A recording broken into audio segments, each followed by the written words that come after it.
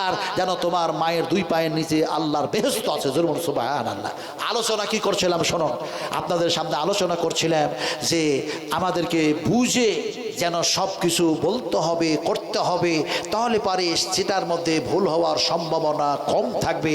না বুঝে করলে বললে সেখানে যেন 100%ই ভুল হওয়ার সম্ভাবনা থাকে। আপনারা সত্য কথা বলুন। বিশ্ব মানবের কল্যাণের জন্য আল্লাহ পাক যে কিতাব নাজিল করলেন, এই কিতাব কোরআনুল কারীম কটা বলুন, আপনারা বলুন, সত্য কথা বলুন, কটা? একটা না অনেক? কোরআন কয়টা ভাই? কি এক আশ্চর্য মানুষ! হায় হায় হায়! এই দেখো, আমরা যত বুঝি তার চাইতে ফতোয়া বেশি দিই। দেখবেন চায়ের দোকানে, রাস্তাতে আমরা ফতোয়া বেশি দেওয়া দেই করি। মশলা কত বুঝেন কিনে। এখন ফতোয়া কেমন? আসলে আলেমের অভাব নেই রে ভাই, ওয়াজের অভাব নেই, শোনার অভাব নেই, আলোচনার অভাব নাই, কিন্তু আমলের অভাব আছে না নাই বলুন আপনারা? আছে না নাই? আমলের অভাব আছে না নাই? কেমন করে বুঝাই যে ফতোয়াকে জিনিস একটু বুঝুন। একটা যেন দেখা যায় শিকারী, একজন শিকারী একটা যেন ফাঁস জাল যেন টেঙে দিয়েছে। ফাঁস জাল টেঙে দিয়ে দেখা যায় রাত্রির বেলায় পাখি উড়ে যাচ্ছিল, দেখা যায় সেই ফাঁস জালে যেন দুইটা পাখি ধরা পড়েছে। একটা পাখির নাম হচ্ছে ঘুঘু আর একটা পাখির নাম হচ্ছে কাক। তো কাকটা চিৎকার এত করছে, তার চিৎকারের জ্বালায় ঘুঘুটা আর সহ্য করতে না পেরে বলছে, এই কাক, তুই এত চিৎকার কেন করছিস বলতো ভাই? কাক বলছে, আমি তো ফাঁস জালে ধরা পড়েছি, আমি চিৎকার করছি, কিন্তু ঘুঘু তুমি ছোট্ট মতো জিনিস, তুমি কান্না কেন করছো? এত কেন কাঁদছো? ঘুঘু বলতেছে, দেখো আমি ক্রন্দন করি, আমি কান্না করি এই জন্য এই ফাঁস জালের মালিক আমারে সকালবেলায় যেন বাইর করবে জাল থেকে, আর আল্লাহ পাক আমার গোশত বৈধ করে দিয়েছে, হালাল করে দিয়েছে, সে জবাহ করে আমারে খেয়ে নেবে, আমার মওত হয়ে যাবে। আমি সেই মৃত্যু, সেই মওতকে স্মরণ করি আর আমার স্রষ্টাকে স্মরণ করে যেন কান্না করি। সকালবেলা হলে এই যেন মালিক যেন জবাহ করবে আর আমার এ গোশত যেন বানায়া রান্না করে খেয়ে নেবে, সেই যেন ভয়ে যেন আমি কান্না করতেছি আর আল্লাহকে ডাকতেছি। কিন্তু কাক, তুমি বলো কেন এত জোরে জোরে চিৎকার করো?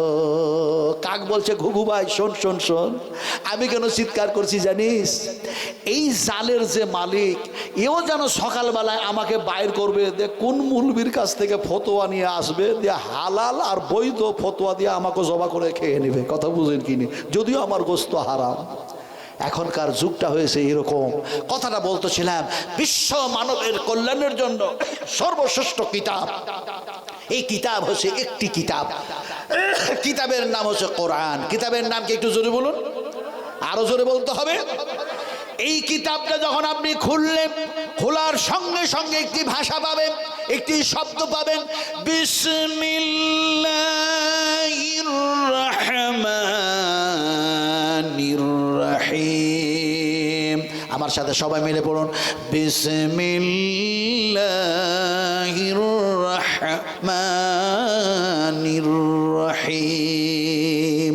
বা দিয়ে শুরু হলো, কোরআনটা যেন শেষ হচ্ছে মিনাল জিন্নাতি ওয়ান নাস, যেন সিন দিয়ে যেন শেষ হয়ে গেল। বা আর সিনকে যদি যুক্ত করা হয় তাহলে হয়ে যাবে বাস। বাসকে মানে হলো যথেষ্ট, পরিপূর্ণ। বিশ্ব মানবের কল্যাণের জন্য কোরআন হয়ে গেল যথেষ্ট। সুবহানাল্লাহ পড়েন, একটু জোরে বলুন সুবহানাল্লাহ। আপনাদেরকে একটা ঘটনা শোনায়। একদিন যেন একজন সাহাবী আর তিনার সঙ্গে আরো যেন 9-10 জন সাহাবী আছে, 10 জন সাহাবী। যে সাহাবী সঙ্গের সাথী করে সবাই একসঙ্গে রাস্তা অতিক্রম করছেন, সেই সাহাবীটার নাম হচ্ছে খালিদ বিন ওলীদ। খালিদ বিন ওলীদ, খালিদ বিন ওলীদ রাদিয়াল্লাহু তাআলা আনহু। আমি এইবারে যখন আল্লাহ পাক আমাকে নিয়ে গেলেন, আমি এসেছিলাম কোথায় কামাত, আরও কোথায় এসেছি আলহামদুলিল্লাহ। তো আমি যখন লকডাউনের আগেও এসেছি, তো বলেছিলাম যে আল্লাহ পাক যদি আমাকে তুমি নিয়ে যাও কোথায়, যেখান থেকে ইসলাম এসছে। ইসলাম এসছে কোথা থেকে ভাই? আমেরিকা, আরব থেকে, মক্কা থেকে ইসলাম এসছে এমন একটা জায়গা থেকে, যে জায়গাটা হচ্ছে গোটা আরবের রাজধানী না, ইসলামের রাজধানী, তার নাম হচ্ছে মদিনা মুনাওয়ারা। সুবহানাল্লাহ। রাসূলকে দুই চোখ দিয়ে দেখলাম। আহারে, বলে কেমনে দেখলেন?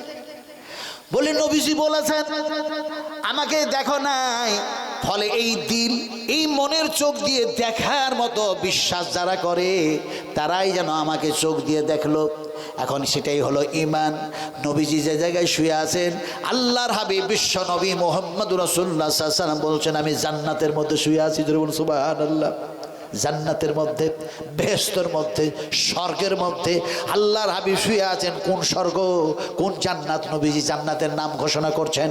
বুখারী শরীফের হাদিস, আল্লাহর হাবিব বলেন আমার মেহরাব থেকে, আমার মেহরাব থেকে আমার মিম্বার পর্যন্ত, আমার মেহরাব থেকে আমার মিম্বার পর্যন্ত এটা হলো রিয়াদুল জান্নাহ, রিয়াজুল জান্নাহ, রিয়াজুল জান্নাহ। আর এই জান্নাতের মধ্যে আমি নবীজি শুয়ে আছি। সুবহানাল্লাহ। আমরা স্বামী স্ত্রী এই দোয়া করেছিলাম, আল্লাহ এই মানুষগুলির যুগে ভালো কথা বলি, আল্লাহ তুমি একটু ভালো কাজ আমাকে করার তৌফিক দান করো। এই তো আপনার জুলাইয়ের 3 তারিখে জিদ্দায় চাপলাম, আর 4 তারিখে আসলাম। অনেক আগে গেছিলাম, দেখা যায় উমরাও করলাম, হজটাও করলাম, আল্লাহ করায় নিল। এখন বিশ্বনবী যে জায়গায় শুয়ে আছেন রিয়াজুল জান্নাত, জান্নাতের মধ্যে গেলাম। সেই জায়গায় আপনি নসুক টসুক দেখায় যেতে পারবেন না, সেখানে অ্যালাউ নাই। অথচ আপনাকে মুআল্লিমরা নসুক দিবে, নসুক, নসুক সেখানে অ্যালাউ নাই। সেখানে হয় লটারি, লটারির মাধ্যম দিয়ে যার নাম লিস্টে আসে অবশ্যই সেই মানুষটা যেতে পায়, আর যারা চেষ্টা করে আল্লাহ পাক সেখানে তারাকে নিয়ে যায়। এখন দেখা যায় আমরা স্বামী স্ত্রী দুজনাই যেন দেখা যায় সংবাদ আসছে ফজরের নামাজের পর যে আপনাদের নসিব খুব ভালো। আমি বললাম কি হয়েছে? বলে আপনারা রিয়াজুল জান্নাতের মধ্যে যেতে পারবেন, সেখানে গিয়ে 2 রাকাত নামাজ পড়তে পারবেন, ফলে আপনারা প্রস্তুতি নিয়ে থাকবেন। সকাল 9টার সময় আপনারা রিয়াজুল জান্নাতে যাওয়ার জন্য আপনাদের লিস্টে নাম এসে গেছে। আমরা খুব আনন্দিত হয়ে গেলাম। সুবহানাল্লাহ, সুবহানাল্লাহ। নবীজি কোথায়? চলো যাই। এখন গেলাম, দুজনাই গেলাম মসজিদে নববিয়ার মধ্যে। দেখছি যে বিশ্ব নবী মুহাম্মদ রাসূলুল্লাহ সাল্লাল্লাহু আলাইহি ওয়াসাল্লাম রিয়াজুল জান্নাতের ভিতরে। এখন দেখা যায় সেইখানে যখন গেলাম আর চোখের পানি তো থামার কথা না, কাঁদতে লাগলাম। নবীজিকে সালাম দিলাম। আপনারা নবীকে সালাম দেন তো নাকি? এই সালাম দেন। বলে এইসব বেদাতি টেদাতি কথা যে কোথা থেকে নাজমালাম পেলো, আর নবীকে সালাম দিল, হ্যাঁ দিল, ত্যাগ দিল। হ্যাঁ, আরে নবীকে সালাম না দিয়ে কোনো একজন মুমিন, কোনো একজন মুত্তাকিনের দিন গত হবে না, রাত গত হবে না একজন মুমিন নবীকে সালাম না দেওয়া পর্যন্ত। বলে কেমনে? বলে আপনি সুন্নাত, নফল, তাহাজ্জুদ, ইশরাক, চাস্ত, এমনি করে ঈদুল ফিতর, ঈদুল আজহা, এমনি করে ফরজ নামাজ পড়ার পরে তাশাহুদে বসে গিয়েছেন আর বলছেন আত্তাহিয়াতু লিল্লাহি ওয়াস-সালাওয়াতু ওয়া তাইয়্যিবাতু আসসালামু আলাইকা আইয়ুহান নবী। সালাম দিলেন না, দিলেন না? এই কথা বলেন। আর এতক্ষণ সন্দেহ পড়ে গেছিলেন, বলে চুপ ছিলেন নাকি? বলে কেমন কথা, নবীরে সালাম না দিয়ে নামাজ কমপ্লিট করা যায়? আমার ভাইয়েরা নবীরে সালাম দিলেন। যাক, অত কথা বলবো না। এখন নবীজিকে সালাম দিলাম কি বলে? আসসালামু আলাইকা ইয়া রাসূলুল্লাহ। তারপরে দরুদ ইব্রাহিমটা পড়লেন। হযরত ওমর শুয়ে আছেন, হযরত আবু বকর সিদ্দিক শুয়ে আছেন নবীর পাশে। আর থাকতে পারা গেল না। নবীজি বলেছেন, আল্লাহর হাবিব বলেছেন, ওমর আর আবু বকরের হাত আমি মুহাম্মদ সাল্লাল্লাহু আলাইহি সাল্লাম দুইজনের হাত যেন ধরে নেব, আর একই সঙ্গে যেন জান্নাতের মধ্যে যেন প্রবেশ করবো। জোরে বলুন সুবহানাল্লাহ। ফলে যেন দুইজন দুই দিকে শুয়ে আছেন। সালাম দিলাম, আসসালামু আলাইকুম ওয়া রাহমাতুল্লাহি ওয়া বারাকাতুহু ইয়া আবু বকর সিদ্দিক রাদিয়াল্লাহু তাআলা আনহু। আবার সালাম দিলাম, আসসালামু আলাইকুম ওয়া রাহমাতুল্লাহি ওয়া বারাকাতুহু ইয়া উমর ফারুক রাদিয়াল্লাহু তাআলা আনহু। 2 রাকাত নামাজ পড়া হয়ে গেল। আল্লাহর দরবারে যেন দরখাস্ত করলাম কান্না করে, ইয়া রাব্বাল আলামিন, এই জান্নাতের মধ্যে যখন নিয়ে এসছো, নবীর জান্নাতে নিয়ে এসছো, তোমার বেহেশত থেকে আমাদেরকে মাহরুম করে দিও না। আল্লাহ, তোমার ওই বেহেশত থেকে বঞ্চিত করো না। আসলে বলতে চাইছিলাম, নবীজি বলেছেন যখন পৃথিবীর মানুষেরা সব মুসলমান হয়ে যাবে, দাবি করবে আমি মুসলিম, আমি মুসলিম, আমি মুসলিম, আমি মুসলিম, আমি মুসলিমা, আমি মুসলিমা, সে সময় শুধু তারা বলবে আমি মুসলিম, কিন্তু কোরআন মাফিক তারা জীবন চালাবে না, আমার নবীর থিওরি দিয়ে যেন জীবন চালাবে না, তারা সেইভাবে যেন চলবে নিজের মন মোতাবেক। সে সময় যখন দেখব যে এমনি করে ইসলামকে প্রাধান্য দিচ্ছে না, সে সময় ইসলাম আমার কাছে, আমার কাছে, নবীজি বলছেন আমার কাছে, আমার মদিনায়, আমার মদিনায়, আমার মদিনায় ইসলাম দিন আবার এসে জমা হয়ে যাবে। জোরে বলুন সুবহানাল্লাহ। নবী বলছেন আমার কাছে জমা হয়ে যাবে। কেমন জমা হবে? একটি সাপ, একটি সাপ চতুর্দিকে ঘোরাফেরা করতে করতে করতে করতে সাপটা যেন দেখা যায় নিজের গর্তের মধ্যে যেমন ঢুকে যায়। নবীজি বললেন যখন কোরআন মানুষ মানবে না, ইসলাম মাফিক জীবন চালাবে না, সেই সময় দিন ইসলাম যেন আমার মদিনায় ওই সাপের নাই যেন এসে আবার জমা হয়ে যাবে। আমার ভাইরা, আমার মায়েরা, আমার বোনেরা, আমার সোনার টুকরারা, আলোচনা করতেছিলাম বিশ্ব মানবের জন্য, বিশ্ব মানবের কল্যাণের জন্য সর্বশ্রেষ্ঠ কিতাব যেন নাজিল হয়েছে সেই কোরআন। কোরআনের মধ্যে বিসমিল্লাহির রহমানির রহিম।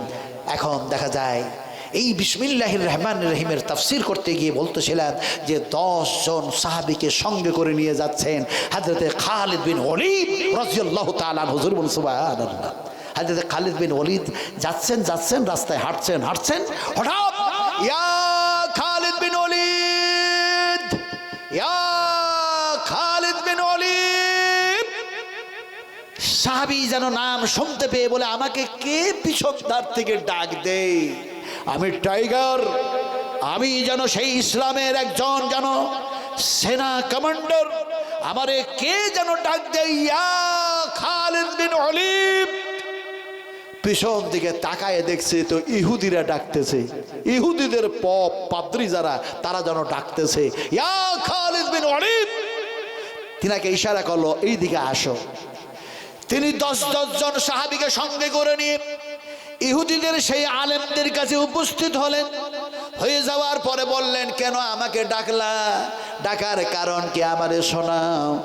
হযরতে খালিদ বিন ওলীদের কবর দেখলাম, আর যখন দেখা যায় বিশ্ব নবীর হাতে যেন রক্ত লাগা, নবীজির হাতে রক্ত লাগা, সেই নবীর হাতে রক্তেই রক্তাক্ত হয়েছে তায়েফের মাটিতে। এখন দেখা যায় সেই জায়গায় একজন যুবক যেন সাহাবী নবীজিকে ওই অবস্থায়, নবীর যেন সেই অবস্থায় তিনাকে আঙ্গুরের জুস খাওয়াচ্ছেন, আঙ্গুরের জুস যেন পান করাচ্ছেন, আর যুবকটা কান্না করছেন আর বলছেন ইয়া রাসূলুল্লাহ, ইয়া হাবিবাল্লাহ, মানুষগুলির জন্য আপনি রাহমাতাল লিল আলামিন হয়ে যেন প্রেরণ হয়েছেন, তারপরও মানুষগুলি আপনাকে মারল, গোটা শরীরটা রক্তেই রক্তাক্ত করে দিয়েছে, নবীজি আপনাকে আঙ্গুরের জুস পান করালাম, এ দিয়ে যেন আপনার তো মন ঠান্ডা হবে না, কিন্তু আপনার রক্ত মাখানো হাতটা আপনি বাইর করে দেন। নবীজি যেন দেখা যায় রক্ত মাখানো হাত যেন এমনি করে বাড়ায় দিলেন। যুবকটি সঙ্গে সঙ্গে নবীর হাতটাকে যেন চেপে ধরলেন, চেপে ধরে যেন বলছেন আশহাদু আল্লা ইলাহা ইল্লাল্লাহু ওয়া আশহাদু আন্না মুহাম্মাদান আবদুহু ওয়া রাসূলুহু। ইসলাম কবুল করলেন। দেখলাম ওই জায়গাটা ছিল ফাঁকা, হাদিসে পড়েছি জায়গাটা ছিল ফাঁকা, খালি জায়গা, কিন্তু সেই জায়গায় দেখলাম যে জায়গায় রাসূল করিম সাল্লাল্লাহু আলাইহি সাল্লামের হাতে হাত দিয়ে বাইত নিয়েছিলেন, ইসলাম কবুল করেছিলেন, সেই সাহাবীটি দেখা যায় ওই জায়গাটাতে হয়ে গেছে একটা বিশাল যেন মসজিদ নির্মাণ হয়েছে। মসজিদটার নাম হচ্ছে ওই সাহাবীর নামের নাম, ওই সাহাবীর নামের নাম, ওই মসজিদটার নাম হচ্ছে মসজিদে আকদাস, মসজিদে আকদাস। সাহাবীটার নাম হচ্ছে আকদাস রাদিয়াল্লাহু তাআলা আনহু, মসজিদে আকদাস রাদিয়াল্লাহু তাআলা আনহু সাইনবোর্ড লাগানো আছে সেখানে।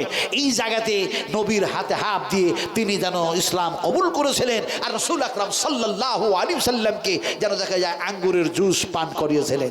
আলোচনা এটা নয়, আলোচনা ছিল হযরত খালিদ বিন ওলীদ ইহুদিদের সম্মুখীন হয়েছে।